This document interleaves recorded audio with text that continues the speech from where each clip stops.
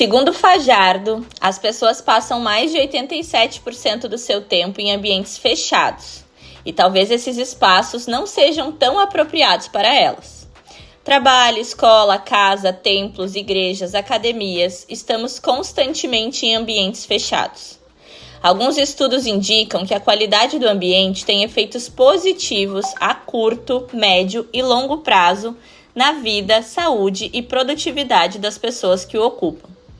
Existe uma ciência que une as áreas de neurociência, psicologia e arquitetura, com o propósito de aprimorar espaços construídos para gerar efeitos positivos sobre a saúde física e mental do ser humano. Quer saber do que eu estou falando? Então vem comigo e com a Carol para mais um episódio do Arquiflow, porque hoje nós vamos falar com uma especialista em neuroarquitetura. Bora lá? Olá, meus queridos! Hoje nós vamos conversar com a mineira nascida em Cássia e que há 13 anos mora em Porto Seguro, na Bahia. Ela que adora viajar e conhecer novos lugares é arquiteta e urbanista, membro da Academia Brasileira de Neurociência e Arquitetura e se dedica ao estudo da neuroarquitetura, um campo empolgante que une os princípios da arquitetura e a compreensão da neurociência. Acredita que essa área é um passo valioso para compreender como a arquitetura pode se tornar uma ferramenta poderosa para o benefício da nossa sociedade. E, além disso, ela é empreendedora à frente da MyBox, marcenaria moderna. Nós estamos falando da Lívia Diniz Ventura. Bem-vinda, Lívia, ao Arquiflow. Obrigada pelo convite, Carol e Fran. É um prazer para mim estar aqui conversando com vocês sobre esse assunto que eu amo tanto, que é a neuroarquitetura. Eu sou recém-formada, em arquitetura e urbanismo e desde a faculdade eu já iniciei os meus estudos nessa interdisciplina e me apaixonei. Então eu que tenho que agradecer o convite de vocês de estar hoje com vocês. Que bom te ter aqui com a gente, Lívia. A gente se conheceu faz pouco tempo, Mas foram dias intensos. Foi na viagem que a gente fez ali para a Escandinávia, onde a gente foi estudar arquitetura, urbanismo, sustentabilidade. E a tua presença com a neuroarquitetura nos ajudou a ter um outro olhar, muito mais interessante para tudo que a gente estava vendo lá. E conta para nós, então, Lívia, o que é a neuroarquitetura, para que quem está ouvindo a gente e que pode não estar tão familiarizado assim com o tema, possa entender também. Bom, eu gosto muito de começar a definição de neuroarquitetura com uma frase de uma referência que foi uma grande referência minha, que foi no meu TCC, que é o Ty Farrell, que é um arquiteto canadense, e ele hoje é referência no mundo em neuroarquitetura. Ele iniciou um movimento global, Cause Health, e ele fala que não existe espaço neutro. Tudo que criamos causa saúde ou corrói nossa capacidade de prosperar socialmente, economicamente e culturalmente. Então, a neuroarquitetura nada mais é do que, como a Fran disse lá no início, a junção da neurociência com a arquitetura, e ela consegue nos oferecer, para nós arquitetos, a possibilidade de, pelos estudos do comportamento humano e do funcionamento cerebral, nos dar a capacidade de projetar ambientes mais saudáveis e que nos tragam bem-estar. Que legal, Lívia. Quero te dar também as boas-vindas ao Arquiflow. É sempre muito bom te ouvir falar. Eu amo o teu sotaque, preciso te dizer, adoro. E tu falou, que tu é recém-formada, que tu já iniciou os teus estudos ainda na graduação. Como que tu entrou, assim, nesse mundo da neuroarquitetura? O que te despertou? Vou pesquisar mais sobre esse assunto, quero me especializar, quero saber mais disso, quero trabalhar com isso. Já na faculdade, eu iniciei os meus estudos de neuroarquitetura porque eu já me questionava que tipo de arquiteto eu gostaria de me tornar. Eu pensava, será que eu vou ser uma arquiteta que vai projetar pensando apenas na parte estética e na função? Ou tem algo mais? Eu sentia necessidade que tivesse um propósito maior. E aí foi quando o meu afilhado, em casa, num jantar, eu, ele e meu marido. O meu marido é o fofinho, o Anderson vocês também conhecem, que foi a viagem conosco. Ele é neuro. E esse meu afilhado disse: Lívia, se eu fosse você, eu começaria a estudar neuroarquitetura, porque já que o Anderson é neuro e você agora vai se tornar uma arquiteta, tem tudo a ver. E na ocasião eu não sabia o que era isso. E naquele momento que ele trouxe esse assunto, eu fui pesquisar. E quando eu me deparei com a minha pesquisa, entendendo um pouquinho mais o que era neuroarquitetura, eu falei, gente, encontrei o meu sentido dentro da arquitetura. E foi aí que eu decidi entrar num curso de neuroarquitetura. E a partir da minha pesquisa, de entender um pouquinho mais o que era neuroarquitetura, eu decidi entrar num curso de extensão sobre o assunto com a Gabi Sartori e a Priscila Benck. Priscila Benck é até do sul aí de Porto Alegre. E tudo começou a fazer mais sentido para mim e eu iniciei também o meu trabalho de conclusão de curso nessa área. Como é importante a gente encontrar sentido, né, naquilo que a gente gosta de fazer e tu encontrar o sentido na arquitetura, trabalhando com neuroarquitetura, mostra também um pouco do teu propósito, né? Do impacto que tu quer causar no mundo. Isso é inspirador e a gente adora histórias inspiradoras. E eu fico pensando aqui, Lívia, existem princípios fundamentais, princípios que norteiam a neuroarquitetura e qual é o impacto deles ou das soluções, né, adotadas assim para os usuários, né, para quem usa os edifícios, os prédios, as casas, os ambientes. O que você falou, Carol, é muito importante. Realmente encontrar um sentido para o meu estilo de vida, para a forma que eu penso, faz todo sentido, né? Hoje eu não me imagino iniciando um projeto sem pensar no impacto que aquele ambiente vai causar na vida do outro, né? Eu sempre tento me colocar dentro do local e me imaginar dentro do local para que eu consiga mensurar um pouquinho do que aquele projeto pode causar de sensação sobre o meu corpo, sobre a minha mente, sobre o meu espírito. E isso realmente é muito importante e faz muito sentido para mim, por isso eu escolhi a neuroarquitetura. Sabe que te ouvindo falar, né, Lívia, que tu queria ir além da estética e da função do local. Eu acho que isso é muito importante. E eu acho que a nossa profissão, né, nós como arquitetas e urbanistas, eu acho que a gente tem que trazer isso, né? A arquitetura e o urbanismo é tão importante para a sociedade, para o planeta que a gente vive, para as pessoas. E eu acho, né, que muitas vezes ela não tem este reconhecimento perante a sociedade.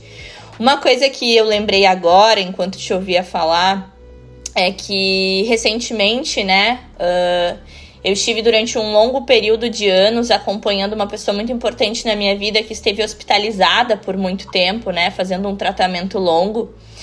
E como é importante os ambientes hospitalares.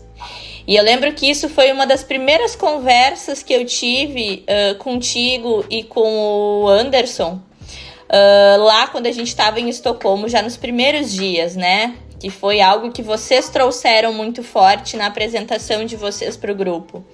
Como é importante esses ambientes, porque as pessoas passam muito tempo ali e momentos difíceis, né?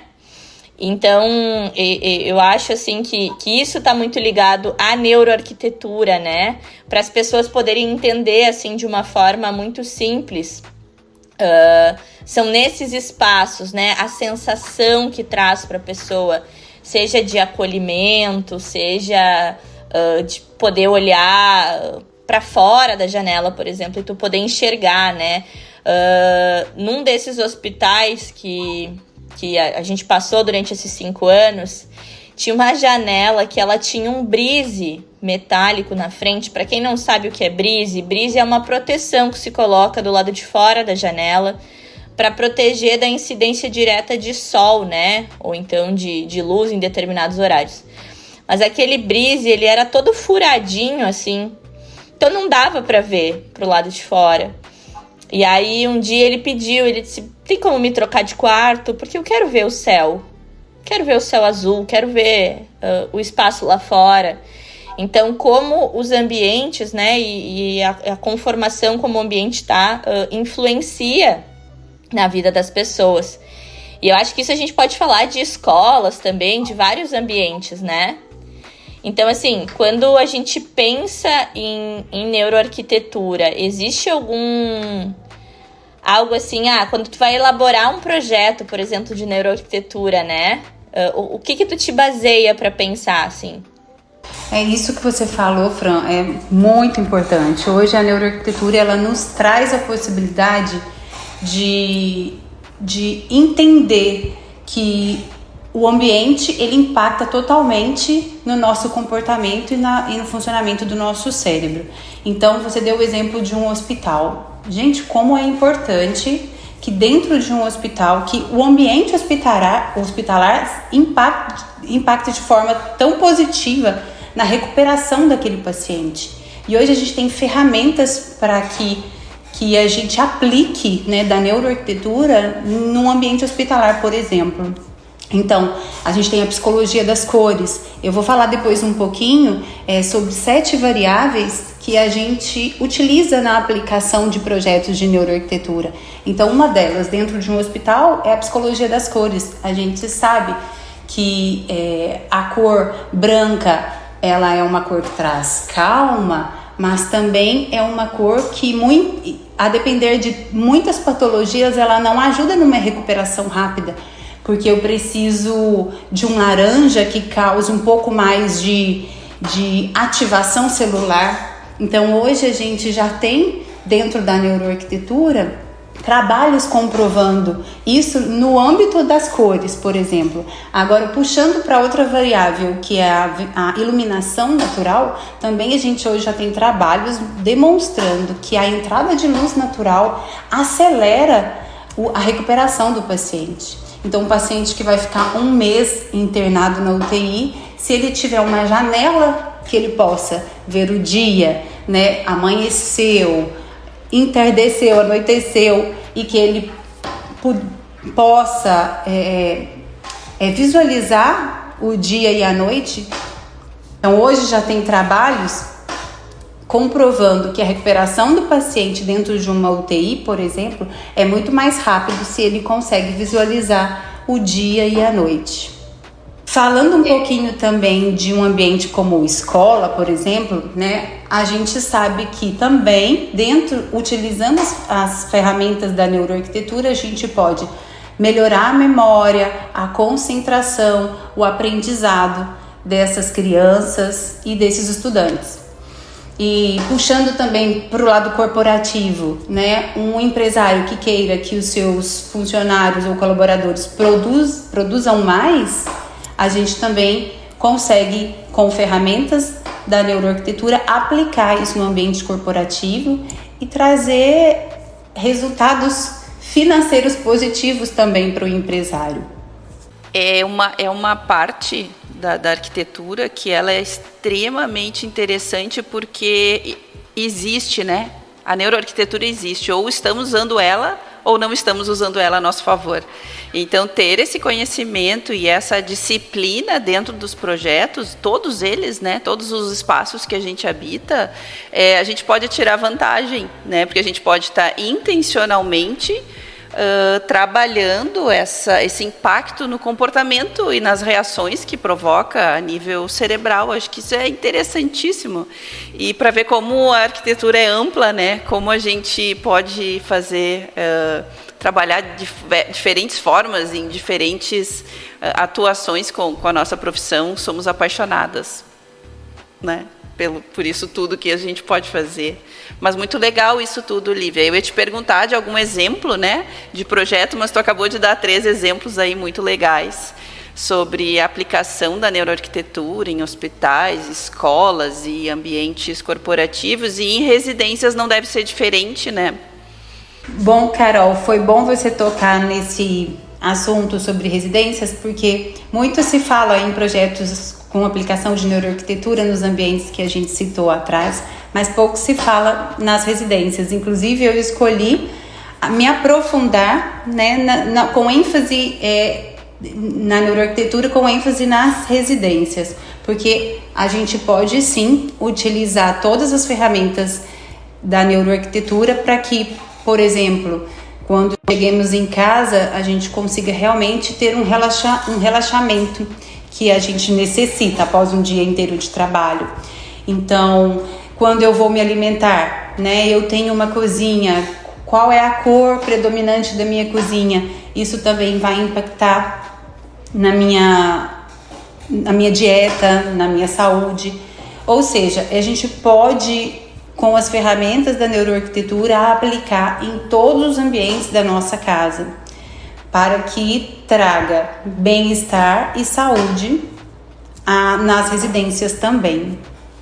Eu tô aqui ouvindo vocês falarem sobre residências, né? E aí eu lembrei do período que a gente passou, da pandemia, né? Onde as pessoas tiveram que ficar muito dentro das suas casas.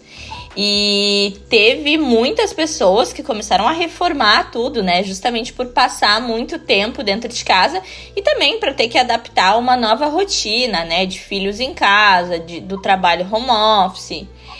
E aí eu fico pensando, Lívia, que muito se fala sobre a neuroarquitetura em ambientes fechados, né? Inclusive na pré-pesquisa que a gente fez antes do podcast, tem muito material sobre a neuroarquitetura em ambientes fechados.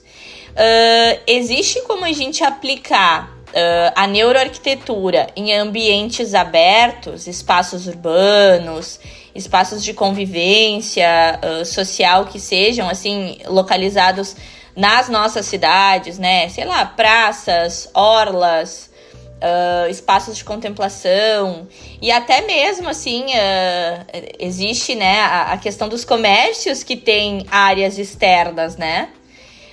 Existe essa possibilidade? Ainda assim se chama neuroarquitetura? Tem algum outro nome específico? Existe sim, Fran. Normalmente se fala também em neurourbanismo, né, quando aplicado às cidades.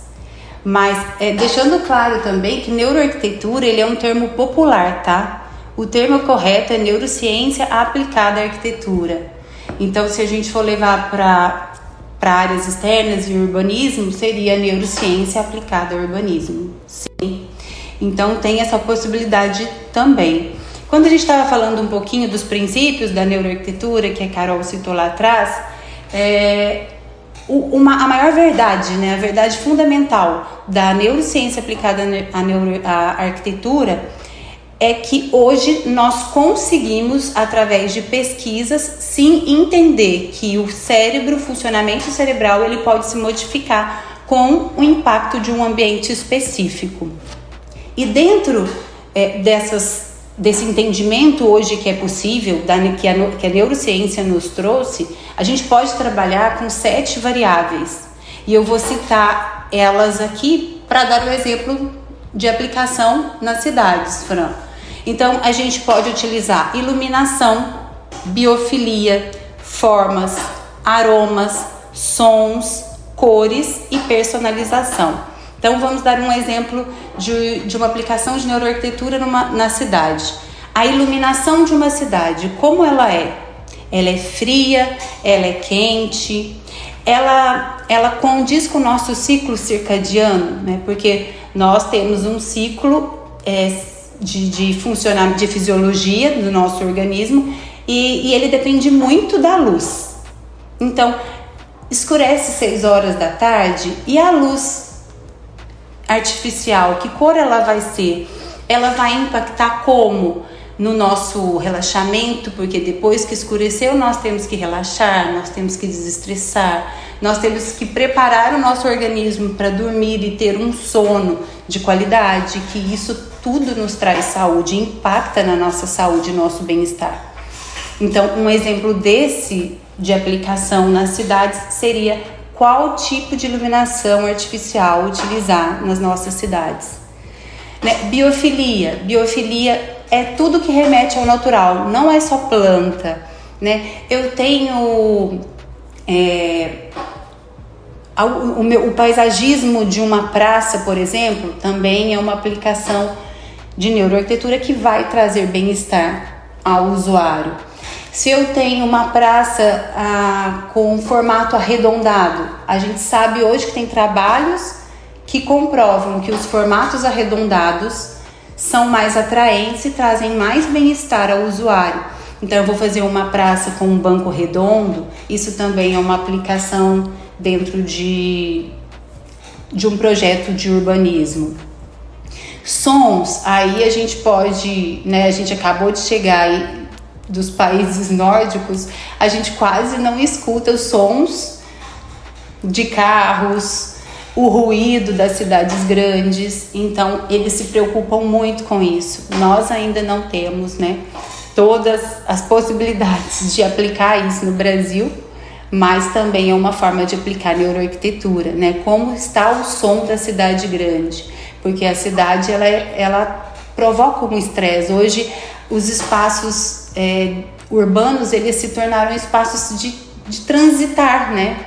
E não de ficar, de contemplar. Então essa também é uma possibilidade de aplicação da neuroarquitetura. Aí também a gente trabalha com cores e a gente pode personalizar.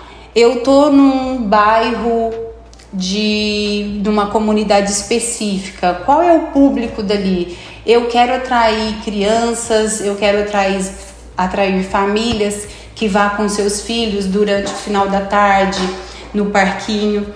Isso eu tenho que também entender, porque uma das variáveis de neuroarquitetura que eu acho importantíssima, que é a personalização, ela entende para quem está sendo aquele projeto.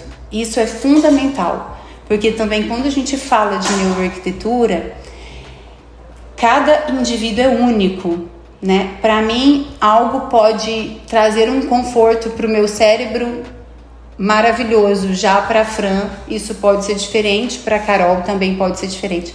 Então entender para quem você está projetando também é uma ferramenta de aplicação da neuroarquitetura para que a gente possa personalizar ao máximo o projeto que a gente está trabalhando. Quando tu fala assim, né, das cidades, eu me transportei, né, para lugares e que me trazem memórias, e especificamente assim quando a gente passa em lugares onde tem cheirinhos, né, de flor de laranjeira, quando tem as árvores floridas na época, como isso traz memórias positivas, né, pelo menos para mim, né? Ou o cheirinho de jasmim também, como isso marca, né? São emoções que acabam sendo despertadas. Eu acho que é sobre isso que a gente está falando, né? Sobre a emoção que no subconsciente aquela estética, aquele design está provocando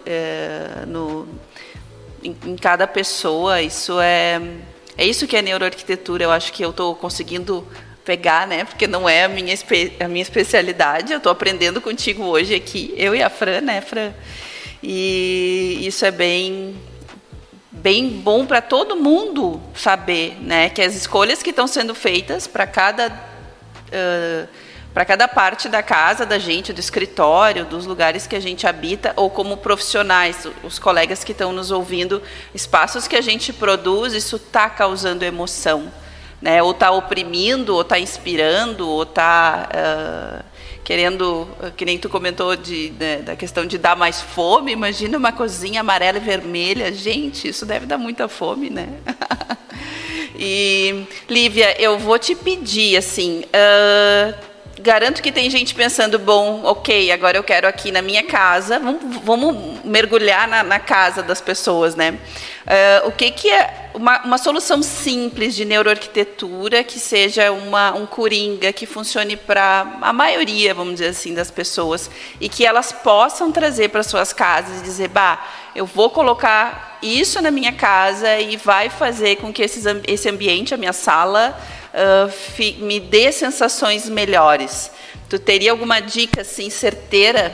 Teria alguma dica assim certeira para nos dar? Para dar para o pessoal que está ouvindo a gente?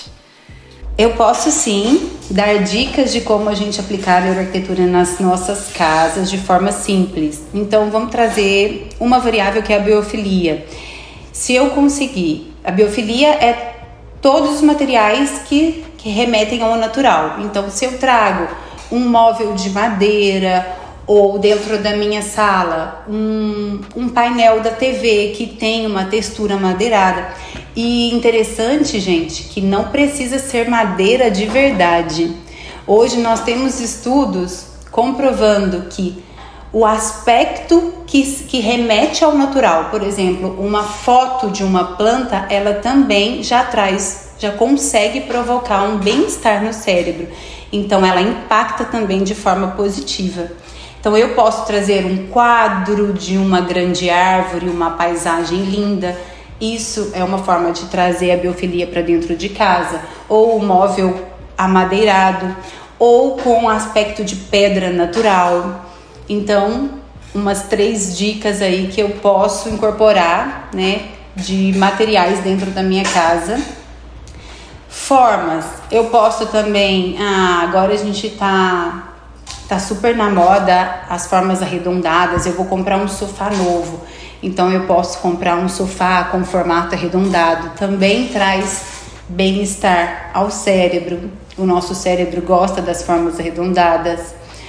Um outro exemplo de aplicação da neuroarquitetura numa residência, por exemplo, trazendo a variável de personalização. Se eu vou projetar ou trabalhar numa residência que a gente tem idosos, né, eu vou personalizar a minha residência colocando uma barra de apoio, eu vou projetar uma bancada um pouco mais baixa da cozinha para facilitar e personalizar a residência para esse morador que é idoso. É legal porque é um ambiente, então, desenhado para acolher, né? Seja um idoso, uma criança, quem estiver usando, esse acolhimento também nas alturas, nas estruturas, né? Eu acho que esse é um ponto de vista bem importante. E eu fico pensando que hoje a gente tem cada vez mais, né? Quanto mais os anos passam e a ciência evolui, né? A ciência é uma coisa fantástica, importantíssima. Inclusive, eu acho que a gente está falando tanto de neuro, né? De cérebro, de sensações, que a gente vai ter que trazer o Anderson num podcast para falar sobre isso. Mas eu fico pensando, né? A gente tem cada vez mais diagnósticos mais precisos e mais cedo de autismo, de TDAH e essas outras coisas. Eu acredito que os ambientes eles podem favorecer tratamentos para isso também, né? Eu acho que isso é extremamente importante, a gente trazer isso pro ambiente que as pessoas convivem, né? Moram, estudam, trabalham. Fiquei pensando muito sobre isso. Tá sendo um grande episódio, tô aprendendo bastante. Dentro de neuroarquitetura há muito ainda a se aprofundar, a se conhecer, né? É uma disciplina nova e a gente enfrenta desafios ainda sobre como comprovar o meu sentir, né? Então hoje a gente já tem inúmeros trabalhos comprovando, mostrando o comportamento, a plasticidade cerebral, o funcionamento do cérebro, mas ainda hoje a gente tem desafios, a gente encontra obstáculos de poucos trabalhos que possam realmente comprovar que o meu sentir ele muda se eu estou num ambiente X ou no ambiente Y. A neuroarquitetura hoje contribui para que nós possamos entender, né, o comportamento gerado, o comportamento que um ambiente gera para nós. E falando sobre pacientes e entendendo várias doenças, né? Por exemplo, o autismo que você citou, Fran, hoje a gente consegue entender qual o comportamento, o funcionamento cerebral de um autista e nisso a gente consegue oferecer um ambiente que possa trazer para esse paciente uma melhora, uma recuperação muito mais rápida e um desenvolvimento nessa patologia. Então, contribui muito para várias patologias. Dando um exemplo, assim, né, eu tô aqui, assim como a Carol, eu também, minha cabeça tá aqui pensando em vários ambientes. Desde que eu saí de casa, né, passei a morar sozinha, eu já morei em 2 lugares, 2 apartamentos, né. Eu morava em Ivoti, que é uma cidade do Rio Grande do Sul, fica a uns 45 minutos de Porto Alegre. E onde eu morava tinha muita iluminação natural no apartamento, era um apartamento pequeno, um apartamento estúdio, né? Para quem não sabe o que é um apartamento estúdio, é quando ele tem quarto, sala, tudo junto. O meu tinha só a cozinha separada. E da minha janela eu enxergava muita vegetação, ele tinha muita iluminação natural. E aqui em Florianópolis, onde eu moro hoje, também. Meu apartamento tem bastante iluminação natural e eu consigo enxergar, sentada na sala ou na cozinha ou no meu quarto, eu enxergo sempre o céu e a vegetação dos morros que tem aqui, né? Eu moro pertinho do Morro do Lampião. E isso me ajuda nas minhas ansiedades. Eu tenho crise de ansiedade, né? E às vezes, nem sempre que eu tenho uma crise de ansiedade, eu posso ir até a praia, né? A gente tem compromissos da vida adulta e às vezes, bora lá, tem que seguir em frente. E estar nestes ambientes me ajudou. Eu percebi que, por exemplo, quando eu morava em Ivoti, se eu estivesse em casa e eu tivesse uma crise de ansiedade, eu conseguia controlar um pouquinho melhor do que se eu estivesse em outro ambiente, porque eu gostava daquela vista da minha janela, assim. E hoje em casa também, às vezes eu tô no escritório e começa a me dar uma crise de ansiedade, ou às vezes eu tô em algum outro lugar. Se eu venho pra casa, eu me sinto melhor, porque aqui eu tenho o lugar, assim, é aquilo que a Carol falou, parece que eu tenho um aconchego, parece que me abraça. Então, eu consigo respirar melhor, eu consigo controlar melhor os meus batimentos, eu me sinto melhor. Então, agora, te ouvindo falar, eu começo a associar, assim, eu acho que faz muito sentido. E tem 2 coisas que a Carol te falou antes do cheiro que eu queria dividir com vocês. Tem 2 cheiros que eu gosto muito. Um é cheiro de mato, aquele cheiro de trilha, sabe? Eu e a Carol fomos visitar um lote semana passada, acho que foi sexta, e aí muita vegetação, assim, ao fundo do lote. Eu falei pra Carol que cheiro gostoso de mato, assim, esse cheiro pra mim é muito bom. E aquele cheiro de beira de praia, sabe? Aquele cheiro bem característico, assim, que ele é um cheiro meio salgado. São 2 cheiros... Isso, são 2 cheiros que eu gosto muito. E realmente fazem bem, assim, parece que tu enxerga os desafios do dia de uma forma diferente quando tu se encontra nesses ambientes, né? Então, nossa, Lívia, tá sendo muito legal. A cabeça tá a mil aqui te ouvindo falar. O que você falou, Fran, é muito legal porque quando a gente fala da personalização, né?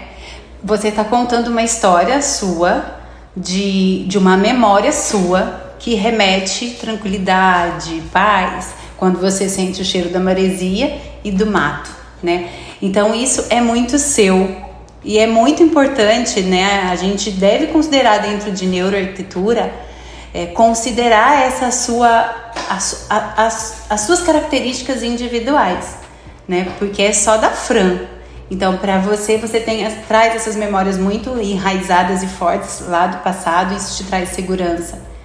E para uma outra pessoa pode ser um cheirinho de café, pode ser um cheiro de canela. Então, na hora que a gente vai fazer o briefing, a gente também tem hoje dentro da neuroarquitetura várias ferramentas para que a gente faça um briefing e descubra quem é o morador daquela residência ou o usuário daquele local. Porque isso é muito, muito, muito importante. Hoje, você me falando que gosta do cheiro de mato e gosta da maresia, se eu fosse hoje projetar um ambiente para que você, né, utilize, eu ia levar muito isso em consideração. Com certeza, um cheirinho de mato eu colocaria na sua casa, mesmo que seja artificial, porque a gente também tem trabalhos comprovando que mesmo o cheiro artificial, mas se ele remete a uma memória boa, eu posso provocar impacto positivo. Muito legal isso, muito legal. A gente o tempo todo está usando a neuroarquitetura a nosso favor ou contra, né, se a gente não tem esse conhecimento. Sim, teve até uma arquiteta amiga minha que comentou: Lívia, mas para que fazer neuroarquitetura? O arquiteto, a gente já usa neuroarquitetura quando a gente vai projetar. A grande diferença, assim, realmente a gente usa várias coisas, mas a gente não sabe para que está usando. Então a neuroarquitetura, ela vem para que possa embasar, né?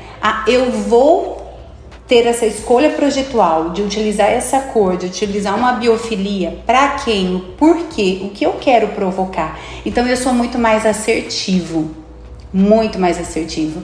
E aí também, como a gente já falou hoje mais cedo sobre os ambientes, né, corporativos, escolas, hospitais, poxa, se eu tenho trabalhos científicos comprovando que eu consigo provocar um impacto específico que vai trazer bem-estar e saúde, eu ganhei tempo, eu fui assertiva.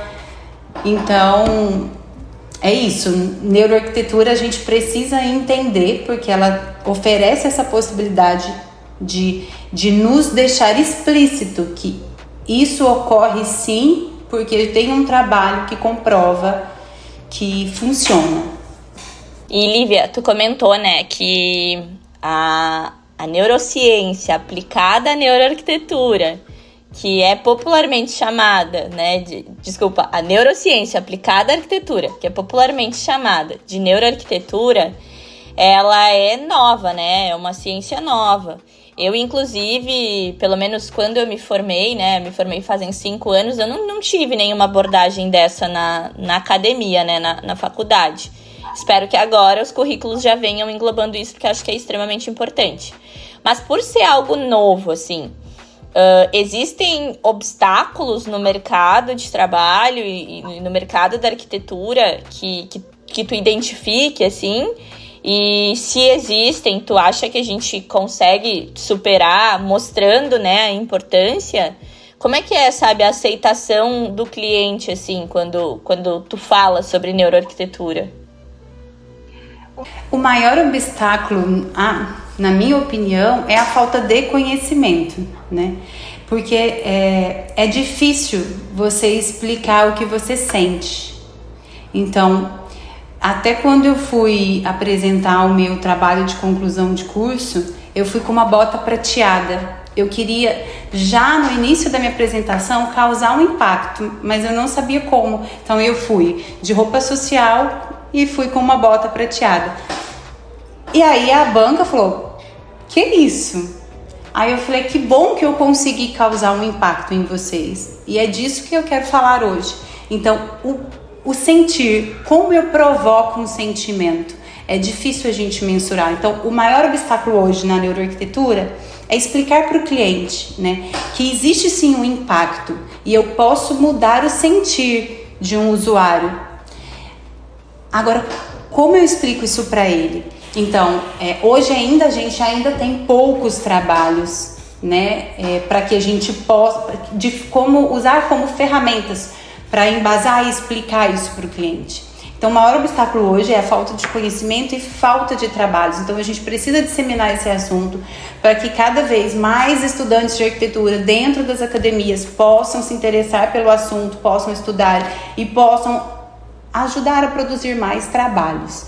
Esse hoje eu acho que é o maior obstáculo. E quem te inspira, Lívia? Tem algum ou colega arquiteto ou algum tipo de projeto, algum artista, alguma pessoa assim que te inspira no teu trabalho? tô iniciando, né, Carol? Eu sou recém-formada e tô só iniciando, mas assim, eu trago muito como inspiração as meninas Gabi Sartori e a Priscila Bank, né, que elas foram quase que elas iniciantes, né, trazendo para o Brasil esse assunto, juntamente também com outros profissionais, mas elas me inspiram. O trabalho delas de insistir no assunto neuroarquitetura, trazer novos trabalhos, novos profissionais, oferecer cursos de extensão, é uma inspiração para mim. Inclusive, dentro do curso delas, eu conheci o Ty Farrell, que foi a minha maior referência, e eu gosto muito do trabalho dele, que ele constrói ambientes de saúde que trazem um impacto gigantesco na saúde dos pacientes. Num hospital que ele fez em Israel, que foi usado como referência no meu trabalho, ele fez a fachada do hospital simulando o voo de uma borboleta, para que pudesse provocar a sensação de liberdade. Então, olha que lindo, né? Ele também é uma referência para mim, além de todos os trabalhos. Quem tiver interesse pode pesquisar. Ty Farrell é um arquiteto canadense com inúmeras obras espetaculares dentro da neuroarquitetura, e ele fala de trazer bem-estar, de trazer mudanças de espírito. Então, assim, ele é bem profundo nos trabalhos deles. Sabe, Lívia, que tu diz, né, que tu tá recém-iniciando, né? Mas a gente percebe a paixão que tu fala e o teu olhar já muito preparado para observar todas esses impactos do ambiente nas pessoas. Os lugares que a gente andou junto no início do mês passado mostrou isso para mim, mostrou isso para a Fran. A gente conseguiu perceber em ti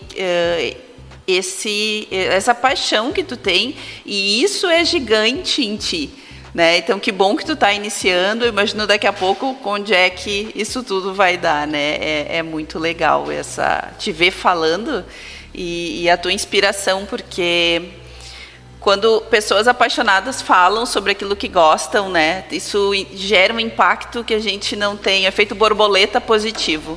A gente não sabe, né, até onde isso vai, mas é uma onda que a gente tem que fomentar e disseminar.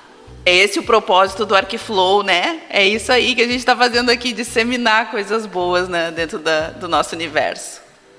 Quando a gente retornou da viagem, o Arquiflow foi um projeto que a gente iniciou antes de ir, né? A gente gravou o episódio piloto, o primeiro episódio antes de ir.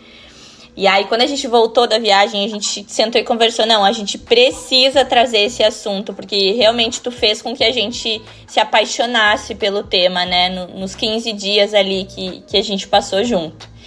E como a Carol falou, assim, o propósito do Arquiflow é trazer informação para as pessoas, informação de forma simples, né? E trazer pessoas que sejam apaixonadas pelo aquilo que fazem, que falam, que estudam. Então, assim, pensando nessa parte toda inspiracional, assim, e de amor realmente pelo que a gente faz, pelo que a gente estuda. E a nossa profissão, ela é apaixonante, né? Arquiteto e urbanista tem que ser apaixonado pelo aquilo que faz, né? Porque a gente trabalha com pessoas, com o planeta, com o lar das pessoas. Então, pensando nisso, assim, pensando na arquitetura, no urbanismo e como eles mudam a percepção das pessoas em relação aos ambientes e ao mundo que a gente vive. Queria te perguntar, qual é o mundo que a Lívia quer viver no futuro, assim, daqui a alguns anos? Em que mundo a Lívia quer viver? Nossa, que pergunta fácil. Fácil, assim, se eu pudesse resumir, né, eu quero viver num mundo que todos sejam felizes, mas isso envolve tantas variáveis, né? Nós somos tão diferentes, nós somos tão individuais, e mais um mundo que respeitasse essas diferenças individuais de cada um, que dentro da nossa área que pudesse projetar pensando em todas essas diferenças, né? Por mais que sejamos diferentes, né? Nós também temos muitas coisas parecidas, porque somos, né, seres humanos com um cérebro e fisiologia parecidas. Então, eu penso que o mundo que eu quero viver é um mundo de felicidade, assim, para todos. Perfeito, perfeito. Eu também quero, Lívia, um mundo assim. Até fiquei emocionada e pensando que, como tudo que tu falou até agora, tu disse que é muito individual, né? As sensações, a felicidade também, né? É muito para cada um. Então a gente conseguir olhar para o ser humano e nós, cada um com a sua parte, né? Mas com a nossa profissão a gente também ajudar isso. Eu acho que é o que nós estamos fazendo, é o que a gente quer fazer, né? Construir um mundo melhor. Por isso que a gente gosta muito dessa pergunta. Essa pergunta vocês fazem para todos. A gente construir junto esse mundo que a gente quer, né? E mais ou menos todo mundo quer o mesmo mundo, né? Todo mundo quer o mesmo futuro, assim, um futuro feliz. E é legal a gente falar disso no meio de tantas coisas complicadas que a humanidade tem que lidar ultimamente, né? Mas assim, eu vou me direcionando para o nosso fim, né? Que tá uma delícia o nosso bate-papo. Talvez a gente marque outro daqui a pouco, né? Para continuar, mas a gente tem que esse momento chegar ao fim. Eu queria te perguntar, Lívia, quem quiser a tua ajuda para desenvolver um projeto, por exemplo, a gente está desenvolvendo algum projeto, seja urbanístico, seja um projeto de uma edificação, uma casa, a Casulo, por exemplo, né? Como que a gente pode contar com o teu apoio? Tu presta consultoria ou tu só faz o projeto do início ao fim, com uma arquitetura completa? Faz o teu merchan agora aí e vende o teu peixe, deixa os teus contatos, aproveita que agora o espaço é todinho teu para tu aí divulgar o teu escritório aí. Eu quero sim aplicar a neuroarquitetura em todos os projetos que eu for trabalhar. Seja ele, né, num projeto completo, seja ele oferecendo consultoria a um profissional ou a algum cliente específico. Então eu vou ficar muito feliz em contribuir com a neuroarquitetura em todos esses aspectos. Carol, então eu vou deixar meu Instagram para quem quiser entrar em contato. É Lívia Diniz _Ventura. E vou deixar também o meu telefone, que o DDD é 73, né, Porto Seguro, Bahia, 988731300. Lívia, obrigada de coração por tu ter disponibilizado esse tempo aqui para esse bate-papo com a gente, por ter topado falar sobre neuroarquitetura, falar das tuas ideias, dado sugestões aí para nós, para quem está ouvindo a gente, para a gente aprender um pouquinho mais e talvez melhorar os ambientes que a gente está, e contar contigo, né? Contar com essa ciência tão importante para a arquitetura de uma forma geral, para o urbanismo, né? Que é preciso unir forças para a gente fazer cada vez melhor o que a gente faz. Sim, eu agradeço muito o convite de vocês, fiquei muito feliz em participar, apesar de um pouquinho nervosa, porque foi a primeira vez que eu participei de um podcast, mas foi um prazer participar com vocês. E eu também aprendi muito com vocês, aprendi muito na viagem e hoje também. Vocês são maravilhosas. Muito obrigada. E espero também ter contribuído para os nossos ouvintes, né? Lívia, obrigada. Foi muito além da nossa expectativa do podcast. Espero que seja o primeiro de muitos, porque a gente tem que falar muito sobre neuroarquitetura. Espero que logo tu possa voltar aqui pro Pod também para falar sobre os projetos que tu vem desenvolvendo.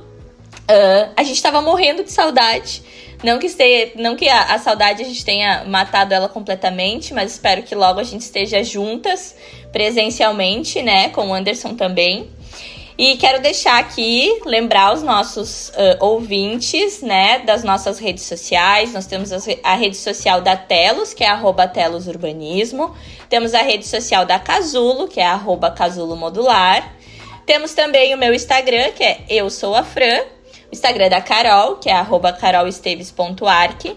E qualquer sugestão de assunto, dúvida, feedback, pensamento, os emocionados como nós que querem compartilhar suas ideias, podem nos chamar através das nossas redes sociais. Vamos conversar, vamos trazer assuntos que sejam dúvidas de vocês ou que vocês queiram saber mais. A gente vai procurar especialistas para falar sobre isso. E eu espero que todo mundo que ouviu o podcast de hoje tenha aprendido como a gente aprendeu. E que vocês possam aí levar muito da neuroarquitetura para dentro das casas de vocês, do ambiente de trabalho, enfim, todos os lugares pelos quais vocês costumam estar presentes. E começar a identificar também, né? Tá caminhando na rua, chega em algum lugar e identificar esses pontos que a Lívia trouxe tão lindamente para nós da neuroarquitetura. Muito obrigada a todos vocês que nos ouviram. Muito obrigada, Lívia. Obrigada, minha parceira Carol. E nós nos vemos, né, nos falamos no próximo episódio do ArcFlow. Obrigada, gente. Beijão. Obrigada, beijo. Até a próxima.